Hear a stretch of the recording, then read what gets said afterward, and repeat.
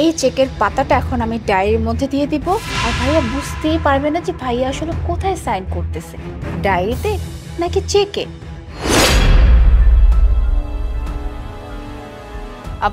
ভাইয়া ভাইয়া কি হইছে? ভাইয়া এই যে এইখানটা না আমার একটা সিগনেচার লাগবে। মানে ওই যে বলেছিলাম না যে আমার বান্ধবী আছে না রীতা, ওর বড় বোনের বিয়ে, আমাদের সবাইকে তো দাওয়াত দিয়েছে।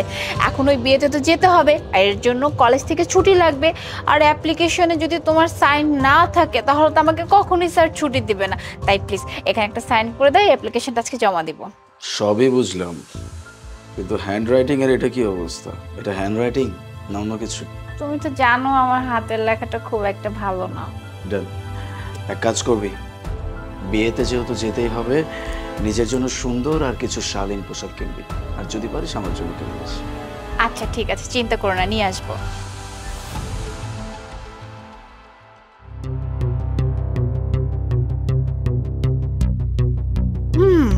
Finally my plan is success.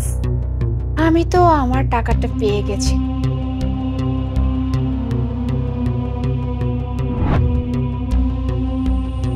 ও তুমি চলে আসছো, এত লেট করলে কেন? আমি তোমার জন্যই ওয়েট করছিলাম। তো কি আমার কথা কি রাজি? তুমি কি আমার সাথে কোয়ালিটি টাইম স্পেন্ড করবে? সরি স্যার, আমার পক্ষে এসব করা সম্ভব না। আপনি আমাকে যে প্রপোজাল দিয়েছেন সেটা আমি অ্যাকসেপ্ট করতে পারবো না। আমি এমন কাজ করতে পারবো না স্যার। আরে এভাবে কেন কথা বলছো? শুধু তুমি না, এই ভার্সিটির অনেক মেয়ে আছে যারা মার্কসের জন্য আমার সাথে অনেক কোয়ালিটি টাইম স্পেন্ড করেছে। এই যে ধরো রিনা, মিনা, টিনা, ইমু, সোনিয়া, সবাই, বুঝতে পেরেছো?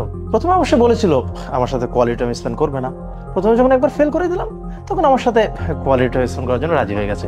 এখন আমার আর কোনো টেনশন নাই। তোমাকে বলছি, তুমি কি রাজি নাকি বলো?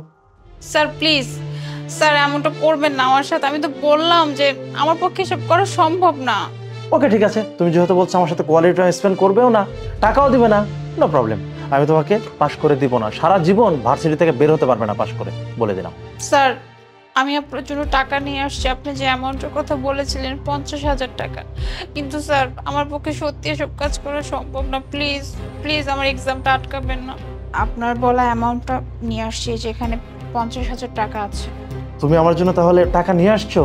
টাকা যেহেতু নিয়ে আসছো তাহলে শুরুতে মিছামিছি কেন বললে যে টাকা আনোনি? কি ভেবেছিলে যে তুমি আমাকে মিথ্যা কথা বলবে আর আমি বুঝে তোমাকে মাফ করে দিব? কখনো না, আমি ওই ধরনের লোকই না। হয় টাকা, না হলো কোয়ালিটি টাইম স্পেন্ড। সো তুমি আমাকে টাকা দিয়েছো, এই টাকা দিয়ে আমি আজকের মতো অন্য কোনো মেয়ের সাথে কোয়ালিটি টাইম স্পেন্ড করবো। তুমি এখন যাও, যাও। কোয়ালিটি টাইম স্পেন্ড করা আমি বের করতেছি। ভাইয়া ভাইয়া তুমি এখানে কিভাবে? হ্যাঁ আমি এইখানে।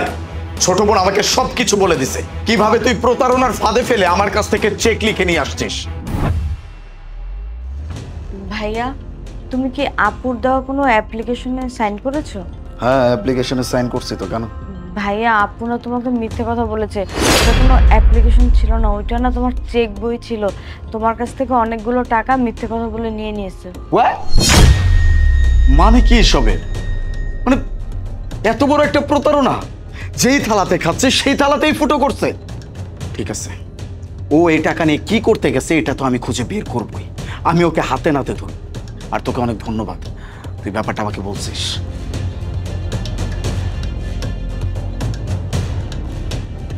আরে যে আপনি না কলেজের টিচার, একজন কলেজের টিচার হয়ে এরকম নিচু কাজ করতে আপনার বিবেকে একটুও বাঁধলো না?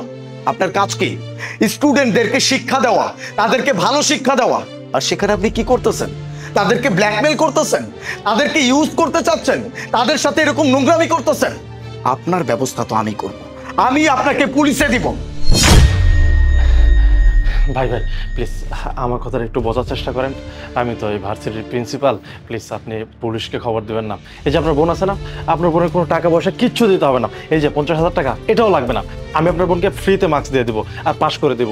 প্লিজ আপনি কাউকে বলেন না, আমার মান সম্মান সব শেষ হয়ে যাবে। আমি আফটার অল ভার্সিটির তো টিচার। প্লিজ আমার মান সম্মানের দিকে তাকিয়ে কাউকে কিছু বলেন না প্লিজ। ভাই দরকার আমি যে 50,000 টাকার সাথে আমি আরো 1 লাখ টাকা দেবো। প্লিজ তা আমি আপনার কাছে রিকোয়েস্ট করতেছি, কাউকে কিছু বলেন না ভাই। 1 লাখ টাকা? আমাকে টাকার লোভ দেখানো হচ্ছে? একদম না। আমি তো তোকে ছাড়বো না। আজকে আমার বোনের সাথে এরকম কাজ করার চেষ্টা করছিস, আমি যদি তোকে আজকে ছেড়ে দেই তাহলে তুই কালকে অন্য মেয়েদের সাথে এরকম করবি, সেই সুযোগ আমি তোকে দিব না। আমি এক্ষুনি আমার বোনকে নিয়ে থানায় যাব, তোর নামে আমি রিপোর্ট করব, তারপরে তোর কি হয় সেটা তুই শুধুমাত্র দেখবি চেয়েছে। চল।